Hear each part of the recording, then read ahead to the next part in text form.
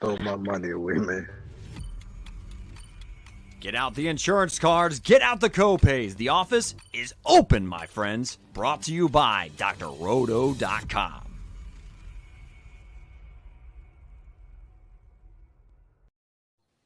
Hey there, everybody. It's Dr. Roto. Get out the insurance cards. Get out the copay. The office is open, my friends. And if you're tired of lighting your money on fire at DFS Fantasy Baseball like me, you could listen to Friday Night Lights on a Monday with my friends Willie Walls and the great Swami Odell Blocker.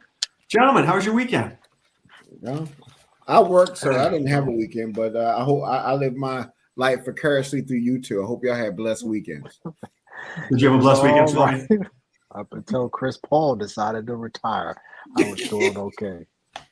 Can I tell you, I got something to ask you here. And I know you guys are basketball guys. I love Monty Williams. I love him. I think he's a class act. I think he's a humble guy. He's my favorite coach in the NBA by far. How come his team was a bunch of jerks the whole series? Arrogant, cocky jerks. Meanwhile, Monty Williams is just like a class act. Did you notice that? Yeah, you talking about when they mocked Luka? Yeah. But you see what happened. You don't mock Luka, dude. Yeah, Luka is a monster. Whew, he's a monster. Yeah, He's gonna give the Warriors some trouble. Larry Bird has a son. Yes, he does. His name is Luka Doncic. God, he's a man. Listen, ain't nobody talk trash to Luka. They said, shut your mouth up, because Luka said, I will put you in a blender. Here's the crazy thing: is Luka is no Steph. As good a shooter as Luka is, Steph is better. Yeah, whoa! Excuse me. Don't be disrespectful to Luka. No, I love Luka. And Luka's a better ball handler, and Luka's arguably a better passer. Listen, I love Steph, but when it comes to overall point guard, who do I want, Luka or Steph? Come on over here, Luka. Let me ask you this: if you could have Giannis or Luka, one guy to start your team, who are you starting with? Probably Luka. I'm going with the big fella. Yeah, I'm gonna go with the big fella. Yeah, he'll go with big fella. He's dominant. Do you know what they both have in common? What? Not American. Yeah. Crazy, right? But Luka's got that. I mean, Giannis, don't get me wrong. Giannis is a monster too, but Luka got that. It's that little it factor, man, that he just brings this little extra, and his upside, he's still. But he said the one guy you start your team with, and what Giannis do, he bring it night in and night out. He attacking. I just feel like, he in the paint, he getting the boards, and I know what Luka is doing is special, but I just feel like you can stop that probably, 4 times out of 10. Where I think with Giannis, you'd be lucky to stop that 1 time out of 10. I don't know, sir. I'm going with Luka, man. I mean, that's like saying, what do you want, lobster or steak? Exactly. All right, let's get to some football here. Let's do an early AFC East fantasy preview, very early. Sometimes these are great. You're doing a dynasty draft like I'm doing now. You're doing a startup league. You're doing best ball. Let's get to the AFC East. Let's get to the Buffalo Bills. This is a deep team, guys, very deep. Josh Allen is there. They have Devin Singletary. They bring in James Cook from Georgia, Dalvin Cook's little brother. They've got 4 or 5 receivers there. Stephon Diggs, Gabriel Davis, who a lot of people, including the guru John Hansen, love this year. Jamison Crowder comes over from the Jets. Let's not forget Shakir, their rookie. Let's not forget Isaiah McKenzie. Oh, yeah, Dawson Knox and O.J. Howard, who the Tampa Bay Buccaneers never wanted to play, is there too. Willie, is this an embarrassment of riches? Who do you like here on the Bills?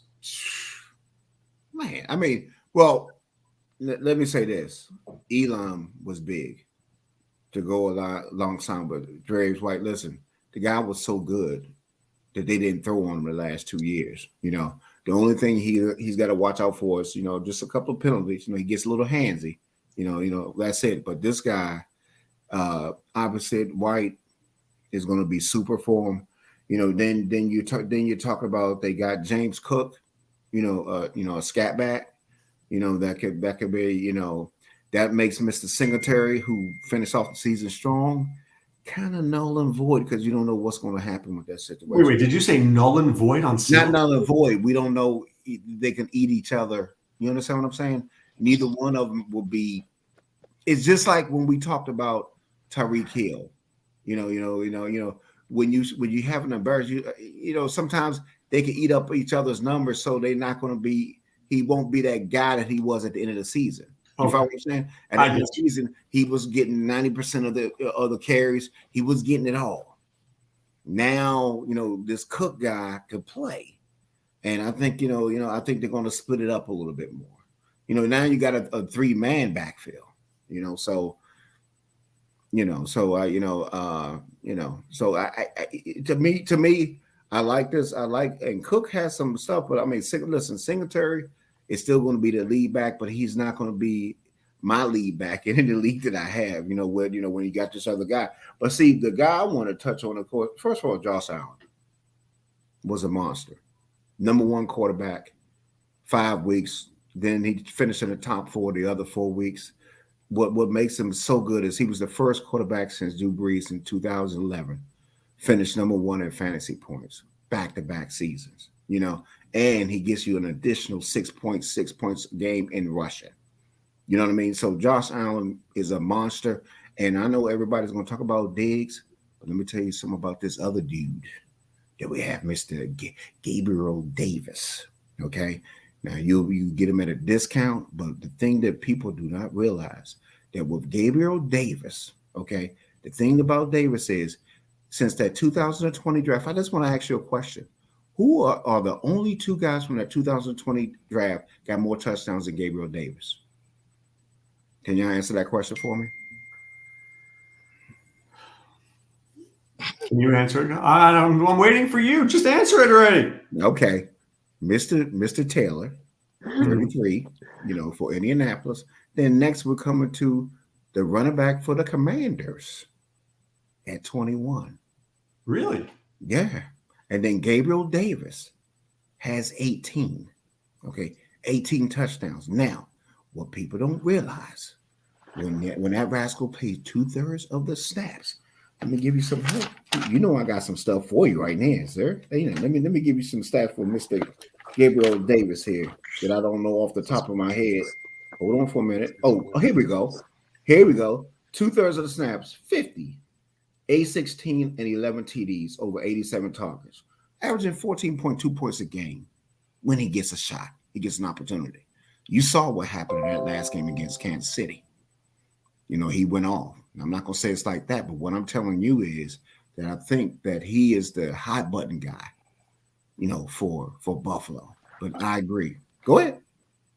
I just had a call coming in. I just want to let you know, Michael Jackson looking for you.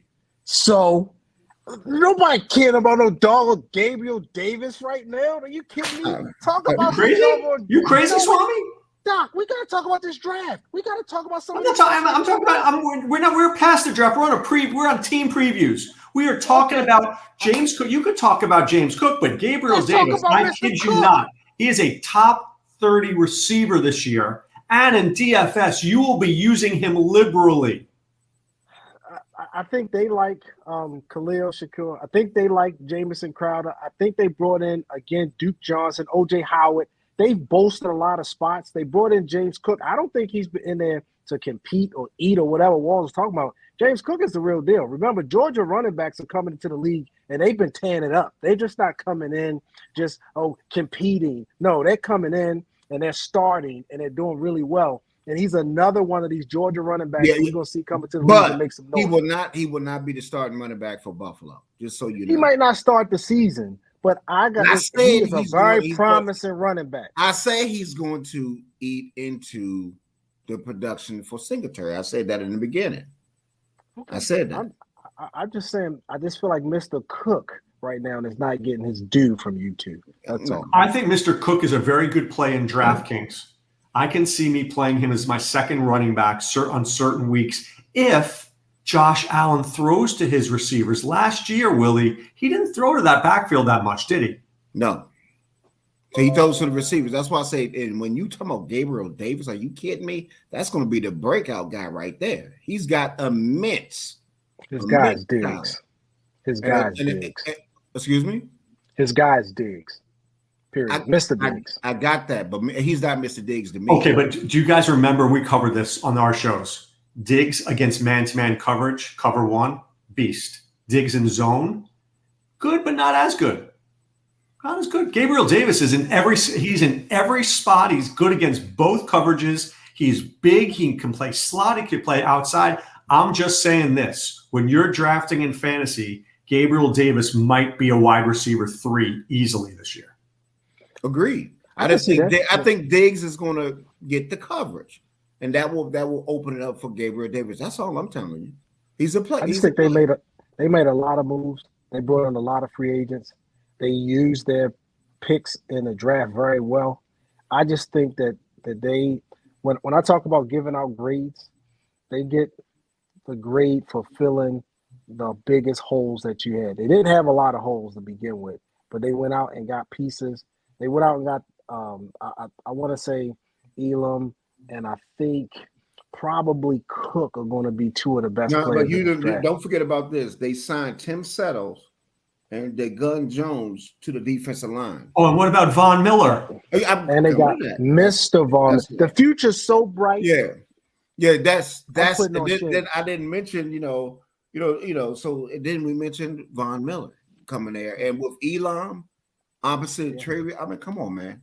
Listen, they're stacked, and what I like about them is they address their situation and what they should have been in the Super Bowl. But I just couldn't stand by and let Gabriel Davis get a segment. I know y'all got a bromance going on.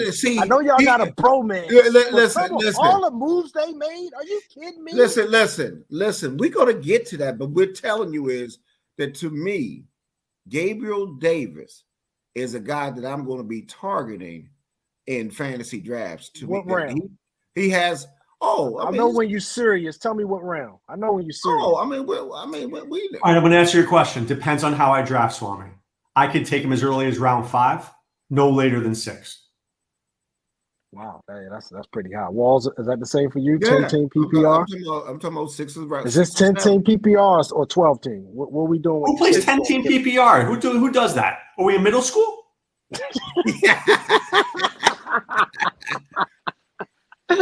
I ain't gonna say nothing, sir. Yes, no comment. All right, then. All right, let's take a look at another team that helped themselves a lot this offseason.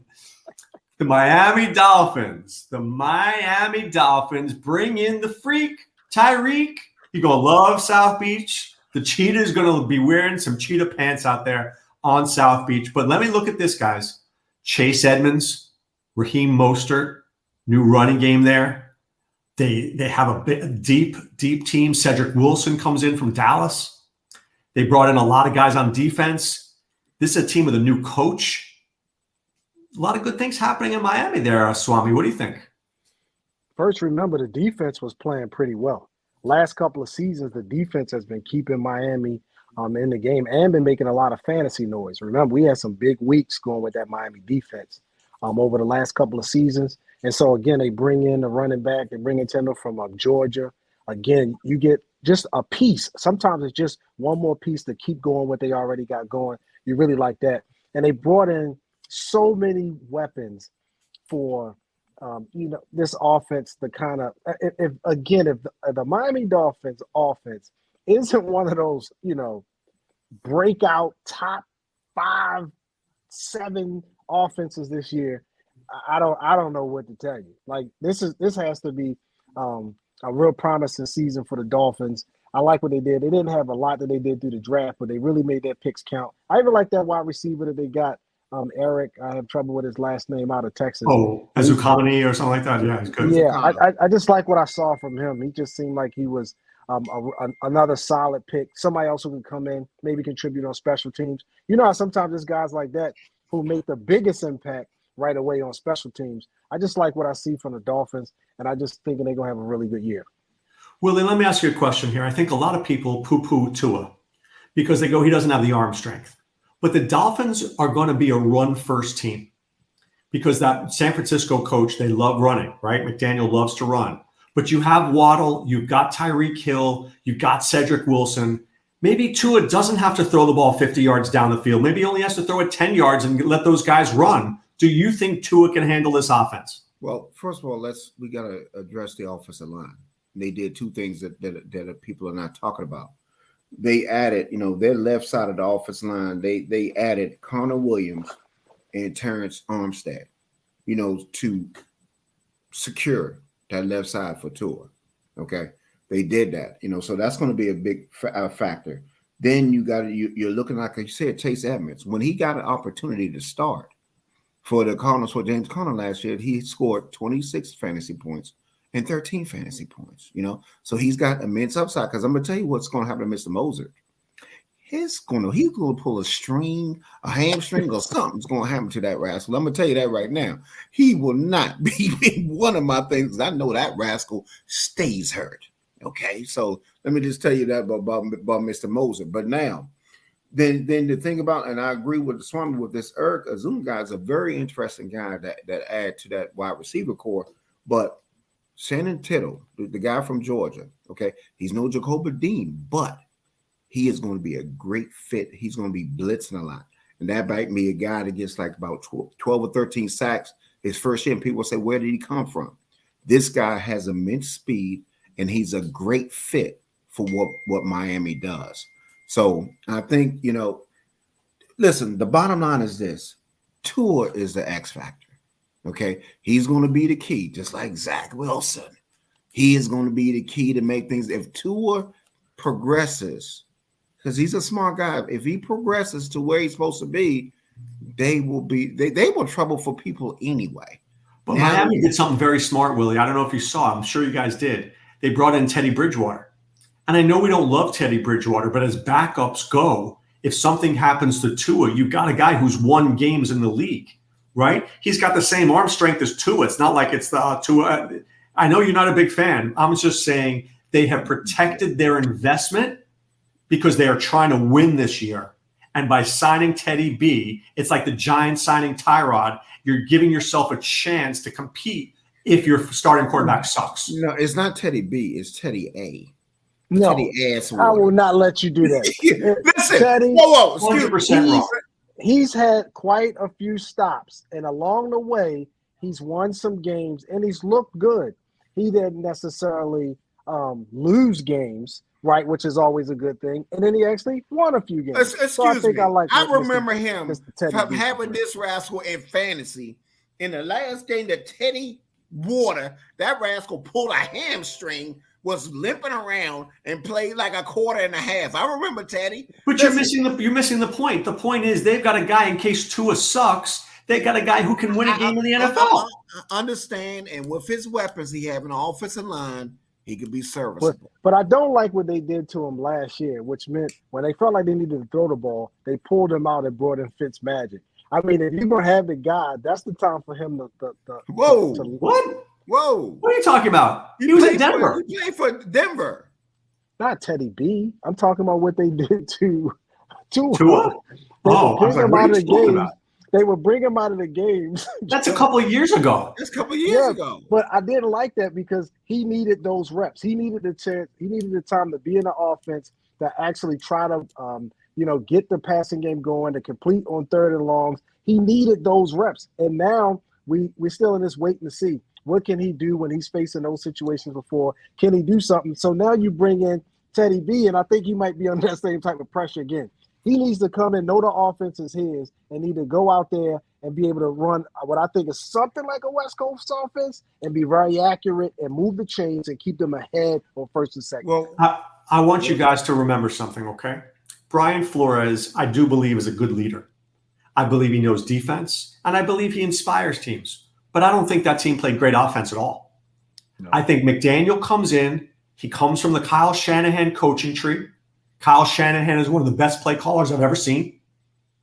And I think McDaniel is going to bring in nuances to this offense. And that's what Tua needs. He needs play action. He needs quick throws. You can't let him just drop back and throw. That's just not the right offense for this guy. You're giving him no chance to succeed. None. Well, listen, we can't assume what a coach is going to be. We've done that before. All the Bill Belichick visionary, baby, visionary. I'm just saying. Listen, I'm just saying those kind of coaches can make it asinary. When the way those guys come out, because sometimes it's not what you see. I mean, he's got to prove himself. But I agree. Play action pass. If anything about Kyle Shanahan, because the difference is you come from the tree, but it's only a couple of coaches that just like it's not too many Andy Reeds, Kyle Shanahan's. You play. They are natural play callers. Right. You know, I can't say that for everybody else. Just keep your eyeballs on McDaniel. I think you're going to be surprised. All right, let's talk about the New England Patriots. Mac and Cheese, or Mac the Knife, or anyone if you want to call him Mac Jones. You guys are all like poo-poo, but let me say this to you about Mac Jones. They barely let him throw the ball last year. Barely let him throw it. They gave him no wide receivers. 3 sentences on them. They bring in Devontae Parker. They draft Tyquan Thornton. The dude runs like a 4.2. You still have Hunter Henry. You still have Damian Harris. You still have Ramondre Stevenson. Can the Patriots be an ugly team that wins 10 games? No. Okay. First of all, you brought it. You Devontae Parker. He might play 6 games. If that's a Devontae that I know, you know, he plays every 3 games, I think, you know, if his hamstring is all right. Now, let's talk about this Mr. Thornton guy. I did some research on this rascal. This 4.28 speed. So was do you remember Nehemiah? Yeah, Ronaldo Nehemiah. Yeah. Skeets. Okay. He sucked. He was a hurdler. I know, but he sucked. This guy at least played football in college at Baylor, dude. Dude, I gotta do. But let me tell you a little bit about him. What I don't like. Out of his 143 career catches he made, guess how many tackles he broke? 11 tackles. Because he ran past all those other guys. No. He averaged 3.9 yards after the catch. 3.9 yards after the catch. I got 2 words for Mr. Thornton, speed merchant. Do is Mr. Thornton. Don't even try to sneak that by me. I had that bastard written down. I looked at the Patriots. Yes, Damian Harris, 220 touches, 1,000 yards, and 15 touchdowns. Yes, Stevenson. Yes, he's a good player. But let me tell you, Doc, they are boring. They got nothing. Boring. One of the best things that they did was they got a great punt returner. A great returner, the number 1 returner out of the league. What's his name? I'll give you something. You want me to give you something? Oh, yeah, that Marcus Jones. Okay? But other than that, I think New England sucked. I give them D's and D minuses for the free agents they received, as well as their draft. All they did was reach. Let me reach over this one, the first round. Strange was a strange guy. Okay? Yeah, let's talk about their little damn reaches that they had. Hold on. Let me get here. Oh, Mr. Strange. Biggest reach in the first round. They said, you know what?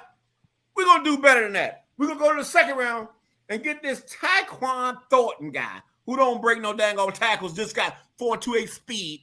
That's it. Nothing else. Then we're just going to reach all over the draft. Bill Asachek. Okay? And now I'm hearing that the owner is putting him kind of in check a little bit too. You know, he's starting to look at it. He's starting to say, we've been stinking a little bit lately, you know, Mr. Bill. Anyway, I have nothing to say about talk some sense. Talk Willie off the ledge here. Willie's lost his damn mind. Even my friend thinks he is off the rails. It is no way that you just said, are you kidding me? First the last two years, he's been acid check. If they take they have had great drafts, and they have had these picks that hear me out. What drafts have they had lately? And they've had these picks. You talk about late, and they've had these picks that you don't necessarily see coming. Kyle Duggar is great. They have consistently brought in guys. The whole league got the pass on this one guy 6 times. Don't tell me that they don't know what they're doing over there in New England. Man, okay. So they go up to grab this guy. What have you done for me lately? I told you these 2 things before. You are like school on Saturday, Doc. He's got no class. Let me tell you. You are like school on holiday weekends. You got no class. Let me tell you, Doc. If they went up in the first round to take somebody who most people don't know from Chattanooga, then it's likely they might feel like that's their guy. I keep telling you, don't have to be your guy. It's a guy that's going to work well for their team, their scheme, their offense, the way that they want to do business. And guess what? They might not have an explosive offense right now, and they might not have, the kind of teams that they had when they had Mr. Brady. But guess what? They had a couple of games last year where they surprised folks. They were competing there at the end. I don't think Mr. Thornton is bad as you think. Can you answer a question for me? What's your question, sir? Please. How many? Okay, because this is a fantasy show, right? Fantasy show? Do you agree? This is a fantasy show. I'm going to get him to answer your question. Hey, listen. Excuse me. How many Patriots, sir, are going to be on your team? What was that? How many Patriots? I didn't speak Spanish. He said, no, I was listening to my friend. He said, is that season long or DFS? My friend. He asked, was that season long or DFS? Both. Which one? I mean, I'll be honest. You hold it down. I'll be honest. I can't speak for him. Very chatty. I can't speak for him, but it's unlikely we'll have. Wait. You're not playing Damian Harris on FanDuel. You're not going to play Damian Harris and his 15 touchdowns on FanDuel, Willie Walls. No, at first I was addressing season long. It's unlikely because, I don't think I'll go up to take those. I think they'll go a little bit higher than where I would want to draft in this season long. But for DFS, I definitely think they got some DFS plays. And depending on the weeks when they line up and they got that matchup that you're looking for, remember, they still got to play this division. They've had a lot of success there, even though these teams have gotten better. And, but we are not talking about the team.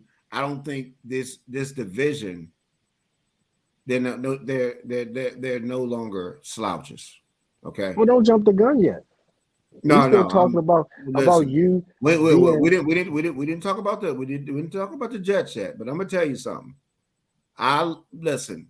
If when I look at the division, the way it moved this year, Miami got better.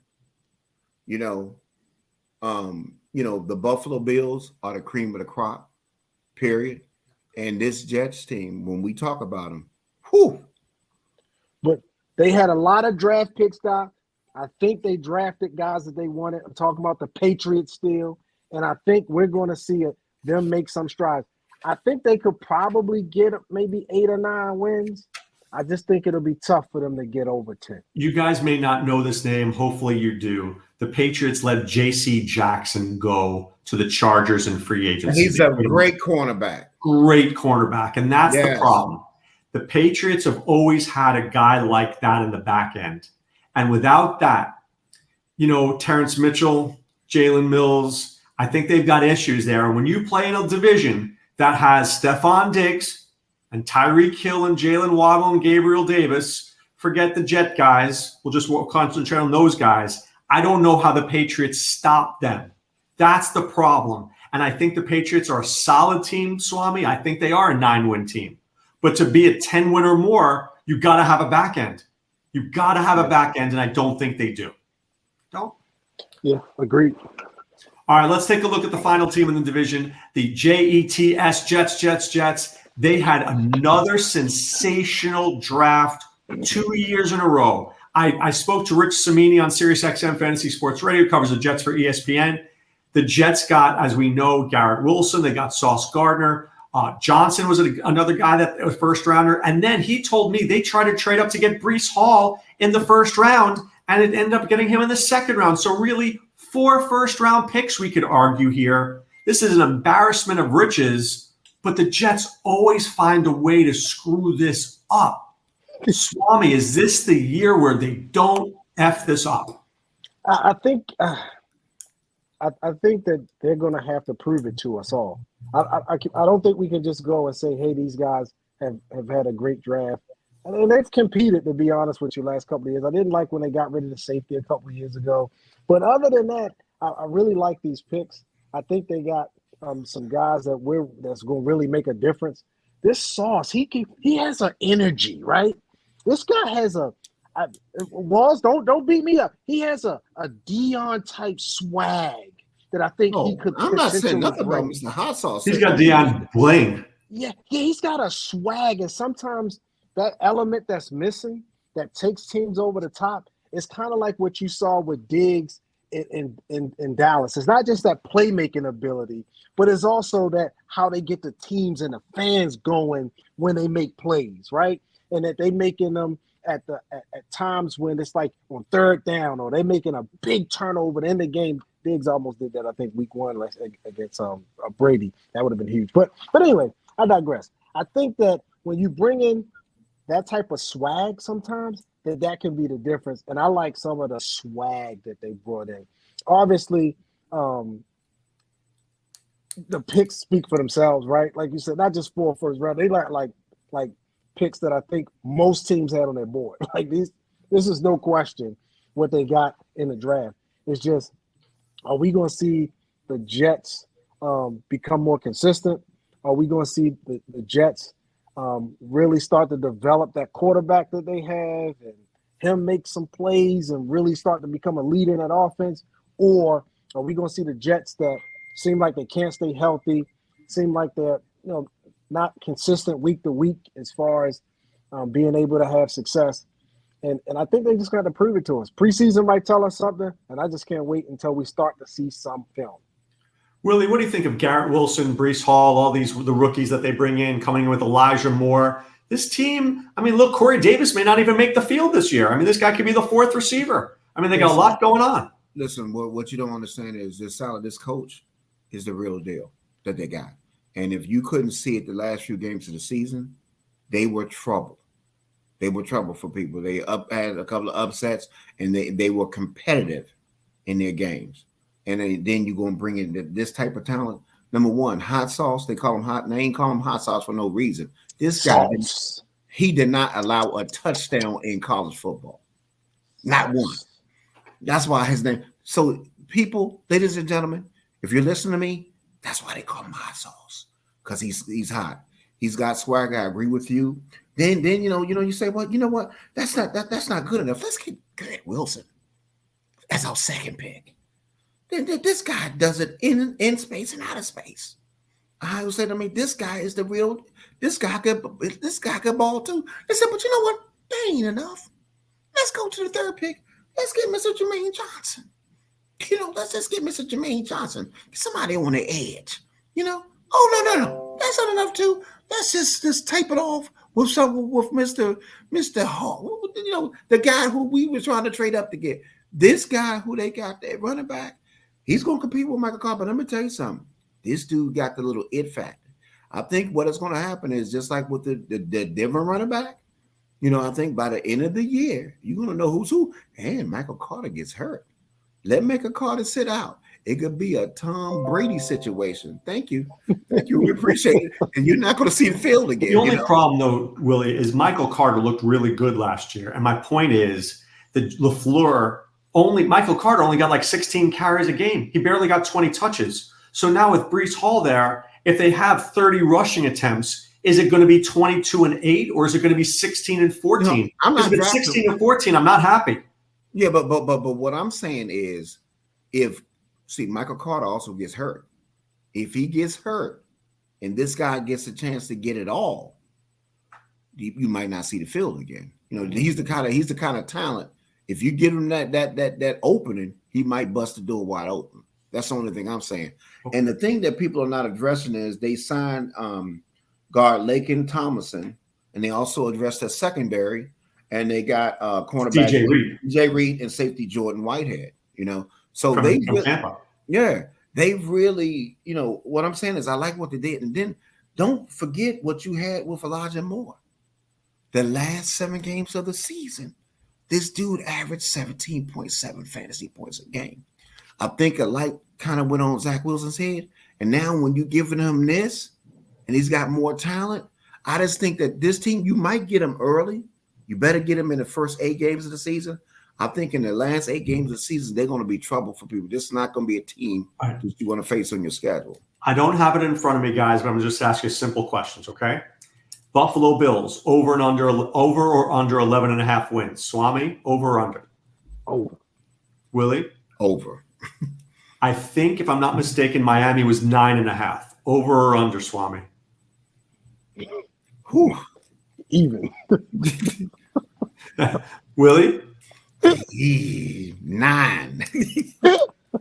New England Patriots 8.5 over or under. Swami? Even. Willie? 8. 8. Jets 5.5 over or under. Swami? Over. Willie? I'm giving them 6 or 7. Yeah, I'm giving them 6. I think 7 wins is in their future. Yeah, I do too. I think the Bills could be an over, but 11.5 is a big number. Yeah, but let me say this though.